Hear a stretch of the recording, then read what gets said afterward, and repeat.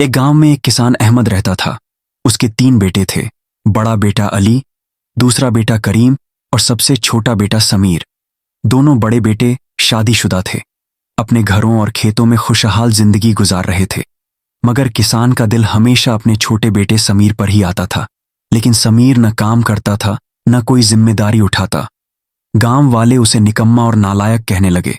एक दिन अहमद अपनी बीवी से बोला, अल्लाह ने इस बार हम पर बड़ा करम किया है। फसल बहुत अच्छी हुई है। मुझे पूरा यकीन है कि जब हम ये फसल बेचेंगे तो हमारा कर्ज भी उतर जाएगा और अच्छी खासी रकम बच भी जाएगी।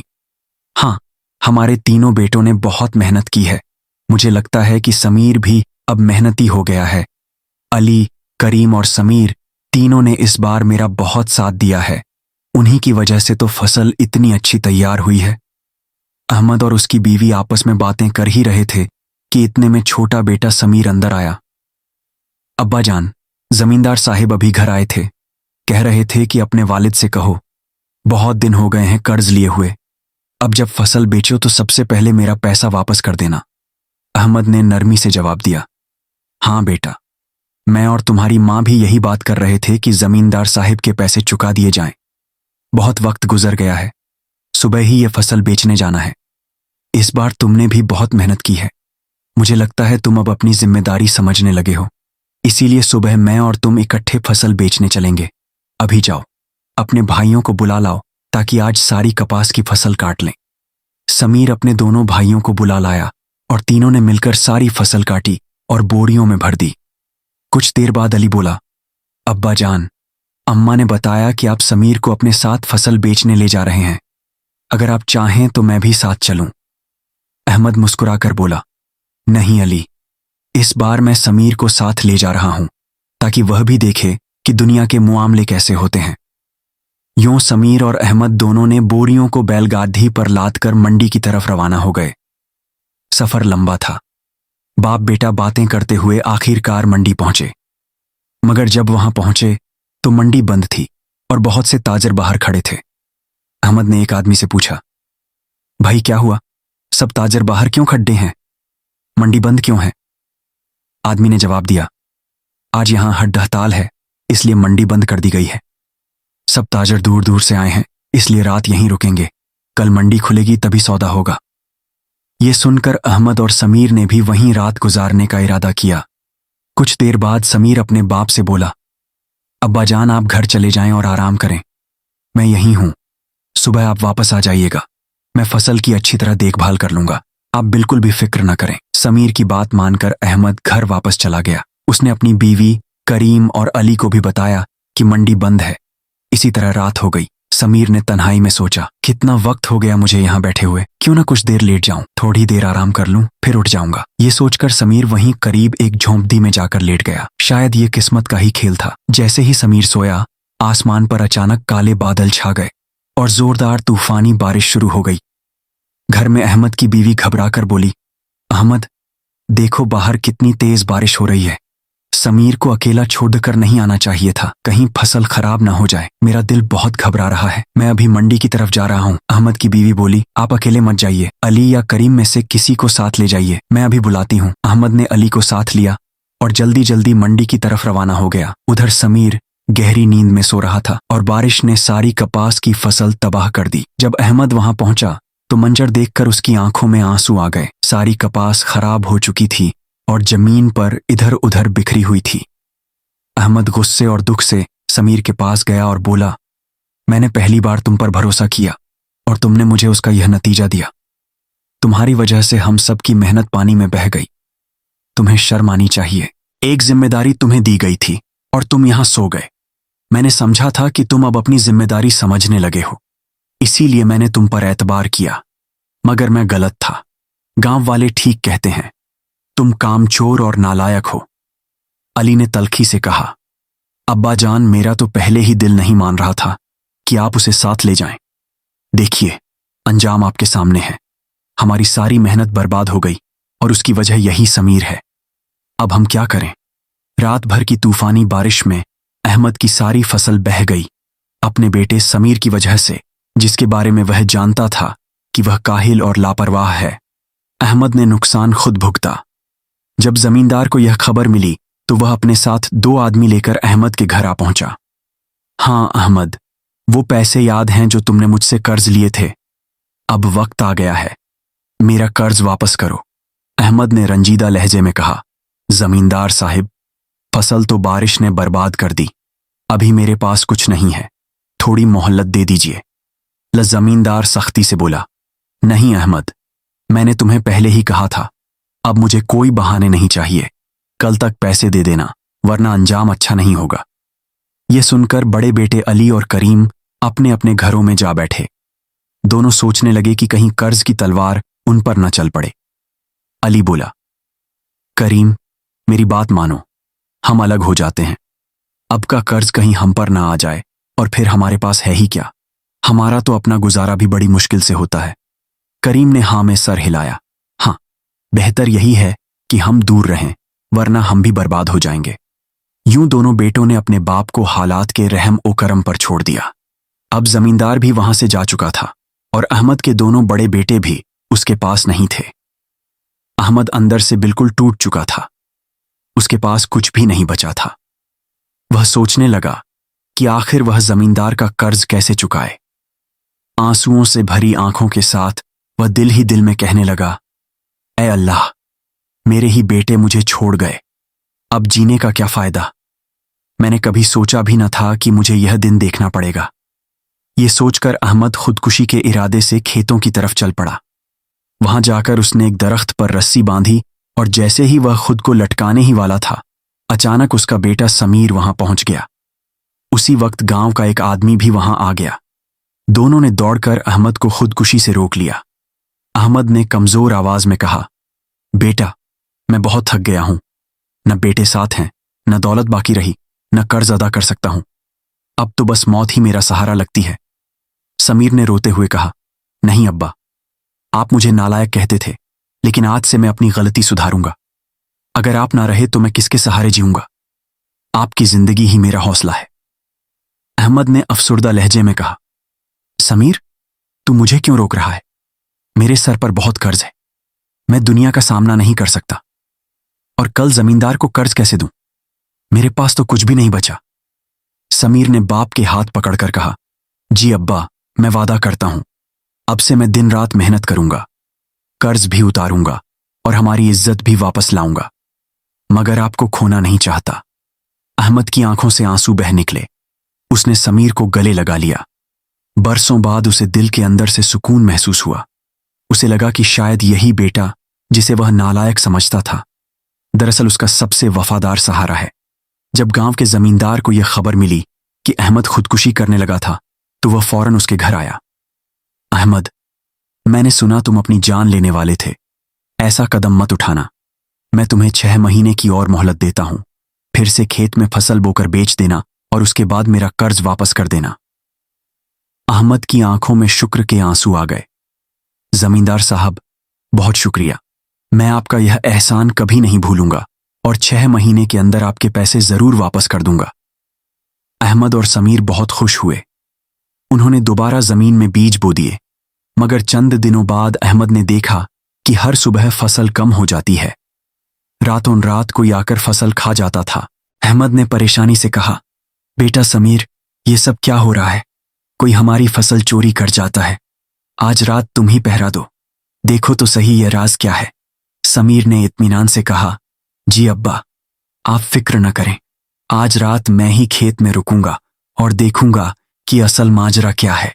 यूं समीर रात को पहरा देने के लिए खेत में बैठ गया। अंधेरी रात में बैठे बैठे समीर के पास करने को कोई काम नहीं था, इसीलिए वह आसमान पर चमकते हुए सितारे गिनने लगा। वक्त गुजरता गया। आखिरकार आधी रात के करीब उसे घोड़े के चलने की आवाज सुनाई दी। समीर ने चौंक कर देखा तो सामने एक निहायत हसीन सफेद घोड़ी दौड़ती हुई आती दिखाई दी। समीर फौरन दरख्त की छांव में छिप गया और गौर से घोड़ी को देखने लगा। वह बोला, अच्छा, तो यही है वह, जिसकी वजह से हमारी फसल रोज कम होती जा रही है। आज तो मैं इसे जरूर पकड़ लूंगा। जब घोड़ी घास खाने में मसरूफ हुई तो समीर लपक कर उस पर सवार होने लगा। घोड़ी ने समीर को देखा तो फौरन भागने लगी, मगर समीर ने जोर से छलांग लगाई और घोड़ी की पीठ पर चढ़ गया। फिर उसने मजबूती से लगाम पकड़ ली। घोड़ी ने बहुत उछल कूद की ताकि समीर को गिरा दे, मगर समीर भी अपनी जीत का पक्का था। आखिरकार घोड़ी थक कर रुक गई और समीर से बोली, मुझे छोड़ दो। अगर तुम मुझे छोड़ दो और 3 दिन तक किसी महफूज जगह पर रखकर मेरा खाने पीने का इंतजाम करो, फिर उसके बाद अगर तुम मुझे आजाद कर दो तो मैं तुम्हें एक नायाब तोहफा दूंगी। ये सुनकर समीर बहुत खुश हुआ, क्योंकि आज तक किसी ने उसे कोई तोहफा नहीं दिया था। उसने घोड़ी को एक सुनसान जगह पर आराम से पहुंचा दिया और रोज उसे दाना पानी देने लगा। 3 दिन बाद जब समीर वहां पहुंचा तो हैरत से देखता रह गया। घोड़ी ने 3 बच्चे जन्म लिए थे। तीनों निहायत खूब बसूरत थे। 2 तो जरा बद्दे और ताकतवर थे, लेकिन तीसरा बच्चा इतना नन्हा मुन्हा था कि बिल्कुल खिलौने जैसा लगता था। समीर उस नन्हे घोड़े को देखकर बहुत खुश हुआ। घोड़ी ने समीर से कहा, बड़े बच्चों को तुम बादशाह के हाथ बेच देना, मगर इस नन्हे घोड़े को न देना और न बेचना। यह सारी उम्र तुम्हारी खिदमत करेगा और तुम्हारा सबसे अच्छा दोस्त साबित होगा।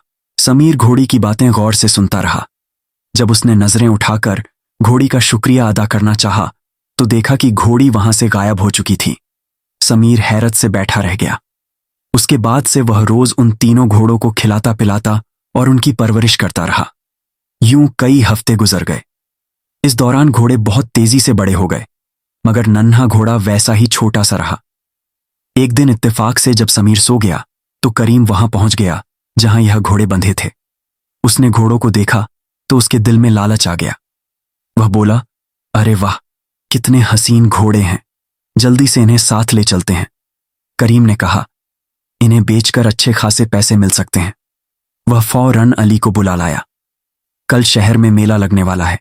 बादशाह के अस्तबल के लिए भी लोग घोड़े खरीदने आएंगे। चलो इन घोड़ों को कल वहीं बेच डालें। अली बोला, बिल्कुल ठीक कह रहे हो, चलो जल्दी से इन्हें यहां से ले चलते हैं। करीम ने कहा, नहीं, अभी वक्त मुनासिब नहीं, हम कल सवेरे सवेरे आकर इन घोड़ों को ले जाएंगे। चुनांचे दूसरे दिन सुबह दोनों चुपके से आए और दोनों बड़े घोड़ों को लेकर रवाना हो गए। बस वो नन्हा सा घोड़ा अकेला रह गया। कुछ देर बाद जब समीर वहां पहुंचा तो घोड़े न देखकर बहुत परेशान हुआ। इतने में नन्हा घोड़ा उसके पास आया और बोला, तुम्हारे भाई ये घोड़े ले गए हैं ताकि इन्हें बेच डालें। नन्हे घोड़े को बोलते देखकर समीर हैरान रह गया। वह बोला, अच्छा, तो तुम्हें बोलना भी आता है, लेकिन पहले कभी तुमने बात क्यों नहीं की? नन्हा घोड़ा मुस्कुराकर बोला, अब तक मुझे बात करने की जरूरत ही नहीं पड़ी थी। खैर, अब देर नहीं करनी चाहिए। तुम फौरन मेरी पीठ पर सवार हो जाओ ताकि हम तुम्हारे भाइयों से वह घोड़े वापस ले सकें। समीर ने जल्दी से उस नन्हे घोड़े की पीठ पर सवार हो लिया। फिर घोड़ा बिजली की रफ्तार से हवा में दौड़ने लगा। अभी कुछ ही देर गुजरी थी कि समीर ने सामने अपने दोनों भाइयों को आते देखा। समीर ने झट से जाकर उन्हें पकड़ लिया। समीर को देखकर दोनों भाई घबरा गए और बातें बनाने लगे। हम तो इन घोड़ों पर सवार होकर सिर्फ मेला देखने जा रहे थे, हमें गलत मत समझना। समीर मुस्कुराकर बोला, अच्छा, बहुत खूब, चलो फिर मैं भी तुम्हारे साथ मेला देखने चलता हूं। शहर में बड़ी शान और शौकत से मेला लगा हुआ था। लोग दूर दूर से आए थे और बादशाह के अस्तबल का हाकिम और उसके खास खादिम भी मौजूद थे। जब उनकी निगाह समीर के दोनों घोड़ों पर पड़ी तो वह तारीफ की बिना न रह सके। एक ने कहा, अरे वाह, ये घोड़े तो बेमिसाल हैं, मैंने आज तक इतने खूबसूरत घोड़े नहीं देखे।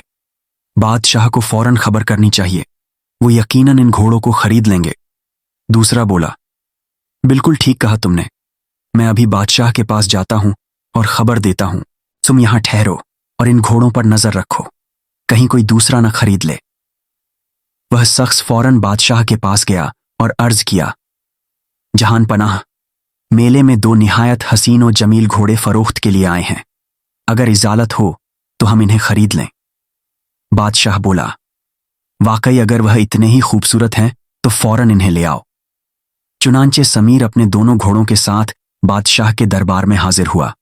बादशाह ने जब घोड़ों को देखा तो हैरत से कहने लगा, बेशक ये घोड़े तो निहायत नायाब हैं, मैं इन्हें अपनी खास सवारी के लिए खरीदूंगा।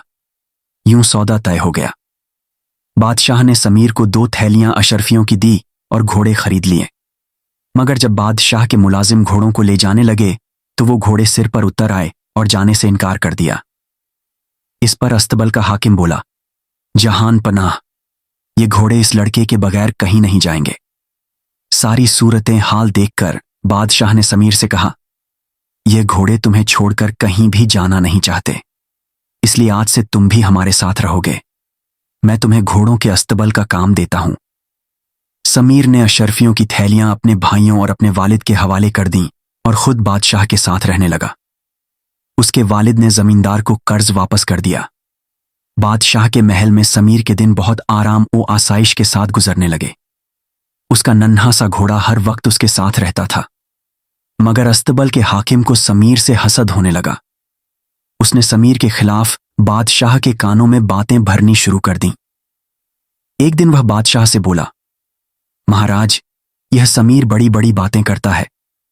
एक दिन कह रहा था कि अगर मैं चाहूं तो सुनहरी हिरन भी पकड़कर ला सकता हूं, जिसे आज तक कोई भी पकड़ नहीं सका। यह सुनकर बादशाह बहुत तजस्सुस से बोले, क्या वाकई वो सुनहरी हिरन जो दूर दक्षिणी इलाके में रहती है, समीर उसे पकड़ सकता है?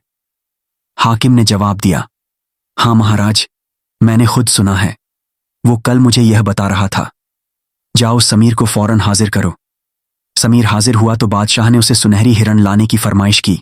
समीर हैरान होकर बोला, सुनहरी हिरन, यह आप क्या कह रहे हैं महाराज? भला मैं उसे कैसे ला सकता हूं? आज तक कोई भी उसे नहीं पकड़ सका। इस जवाब से बादशाह बहुत नाराज हुए और बोले, अच्छा, तो इसका मतलब यह हुआ कि तुम मेरी इताअत नहीं करोगे? जाओ, 3 दिन के अंदर हिरन को पकड़कर हमारे सामने पेश करो, वरना तुम्हारी गर्दन उड़ जाएगी। बेचारे समीर ने यह सुनकर खुद को बेबस पाया और अस्तबल वापस आ गया। नन्हा सा घोड़ा जब समीर को परेशान देखा तो उसने पूछा, मेरे दोस्त, क्या बात है? तुम क्यों परेशान हो? समीर ने सारा मामला घोड़ों को सुनाया। इस पर घोड़े ने कहा, घबराओ मत। बादशाह से कहो कि वह तुम्हें एक सुनहरी बाल्टी और सुनहरी दाने दे दे और एक रेशमी रस्सी भी दे दे। हम लोग कल सुबह ही रवाना होंगे। बादशाह ने यह सब चीजें मुहैया कर दी और सूरज निकलने से पहले ही समीर अपने नन्हे मुन्ने घोड़े पर सवार होकर रवाना हो गया। सूरज अभी अच्छी तरह आसमान पर उभरा भी नहीं था कि समीर ने आधा दुनिया का सफर तय कर लिया था। घोड़े ने कहा, देखो, यही वो दक्षिणी इलाका है जहां सुनहरी हिरन रहती है। दरख्त के नीचे सुनहरी दाने डाल दो और खुद एक दरख्त के पीछे छिपकर खड़े हो जाओ।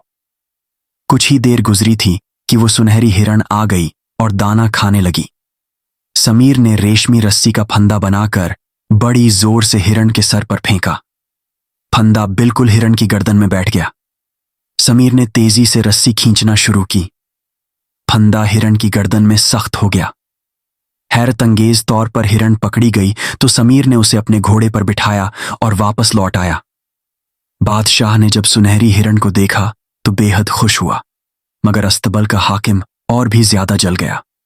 वह सोच रहा था कि आखिर यह समीर इतनी जल्दी वह हिरन कैसे पकड़ लाया।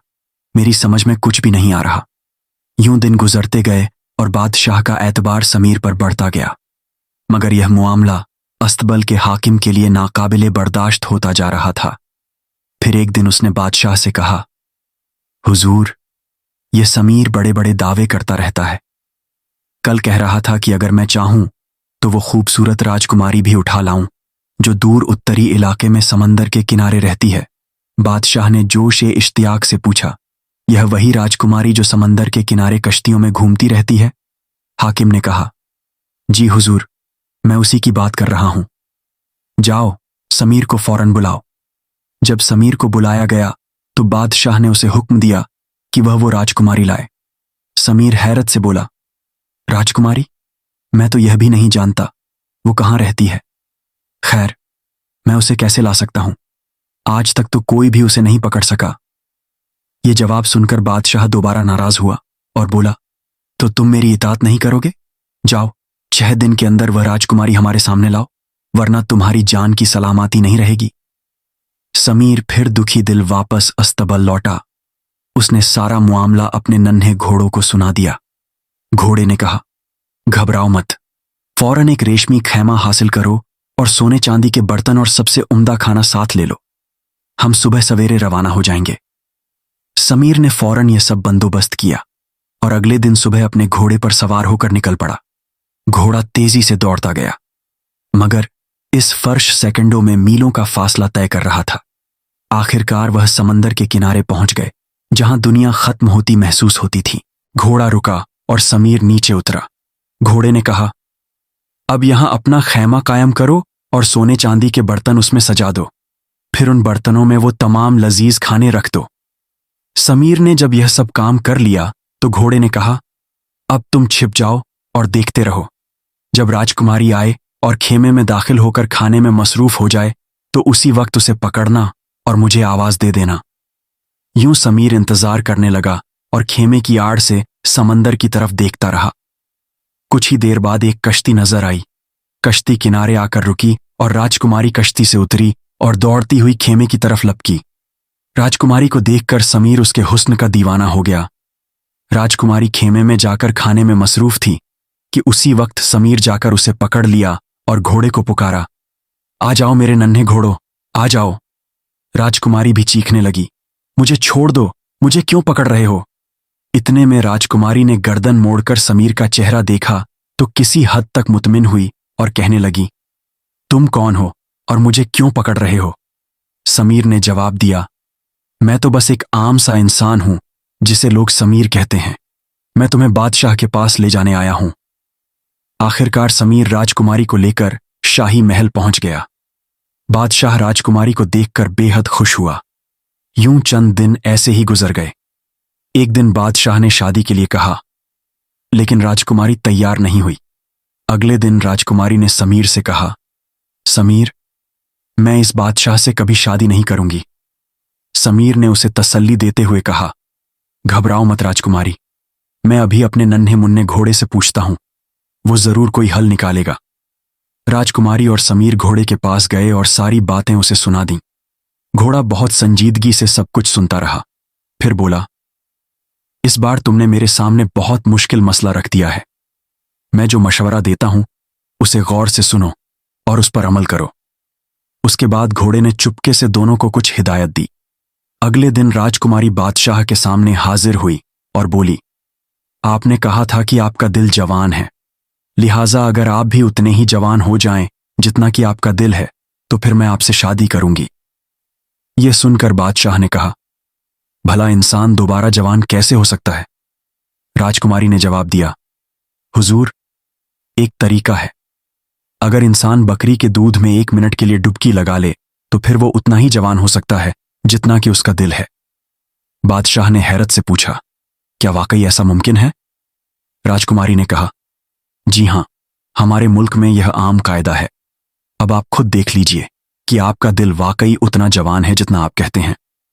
बादशाह ने फौरन हुक्म दिया कि एक बड़ी सी दीग में बकरी का दूध भरकर पेश किया जाए। नौकर दौड़कर गए और थोड़ी ही देर में एक बड़ी सी दीग बकरी के दूध से भरी हुई ले आए। तमाम दरबार में मौजूद लोग हैरत से यह मंजर देख रहे थे। बादशाह ने दूध में गोता लगाया। बादशाह का सारा जिस्म दूध के अंदर डूब गया। सब लोग 1 मिनट के इंतजार में बैठे रहे, लेकिन 1 मिनट घंटे जैसा लगने लगा। आखिरकार वक्त मुकम्मल हुआ। दूध से बाहर निकलकर बादशाह बड़ी फख्र से राजकुमारी की तरफ देख रहा था और मुस्कुरा रहा था। दरबार में मौजूद लोग एक दूसरे से सरगोशी करने लगे और कहने लगे, अरे, यह बादशाह तो बिल्कुल नहीं बदला। राजकुमारी आगे बढ़कर बादशाह से बोली, महाराज, मुझे अफसोस है, मगर अब यह साबित हो गया है कि आपका दिल इतना जवान नहीं जितना आप सोचते हैं।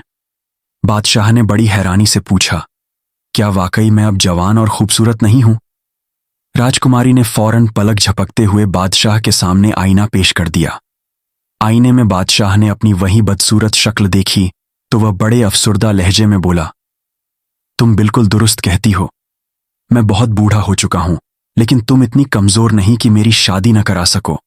इस पर बादशाह ने कहा, हां, मैं अभी इंतजाम कर देता हूं। ये कहते हुए बादशाह ने फौरन राजकुमारी की शादी समीर से करा दी और दोनों को बेशुमार तोहफे दिए। समीर और राजकुमारी उस नन्हे मुन्ने घोड़े पर सवार होकर राजकुमारी के मुल्क की तरफ रवाना हो गए। रास्ते में समीर ने कहा, आज हमें यह सारी खुशी इसी जादुई घोड़ों की होशियारी की बदौलत मिली है। बकरी के दूध में गोता लगाने की तरकीब वाकई उसने बड़ी अक्लमंदी से बताई। ये कहकर दोनों हंसने लगे और सफर जारी रखा। यूं हमारी कहानी खत्म होती है। उम्मीद है कि आपको यह किस्सा पसंद आया होगा।